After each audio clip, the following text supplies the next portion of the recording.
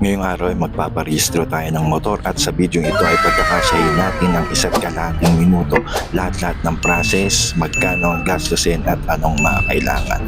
So ito, papunta na tayo sa LTO Imus. So kung kayo ay magpapa-emission, diretso na kayo dun sa likod para hindi na kayo bumila sa line na yan. At dito nga ang emission test. So may kita nyo 560 motorcycle, 672 sa mga vehicles. Time check 7:40 na dumating tayo at dito nakapila ang mga motor na magpaparehistro sa kabila ang mga sasakyan. Habang naghihintay ito yung customer lunch at malamig dito.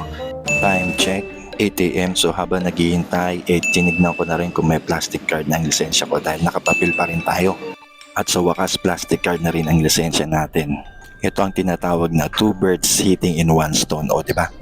At kasabay niyan, pasado tayo at 8:36, tapos na tayo sa emission. Past yan, no? So after niyan, bayad na tayo sa insurance. Time check, 8:37. Prices ng insurance, 500 para sa motor. Dito lang tayo natagalan kasi mahaba ang pila. 9:19, nakapagbayad na tayo sa insurance. 9:23, bayad na tayo sa insurance at diretso pasok na tayo dito sa LTO. Window 4 para ipakitang dokumento. Number 47 tayo sa pila at binayaran natin 259 pesos. Time check, 9:50. Tapos, o ganun lang kabilis, di ba? Like, share, and follow. Bye-bye!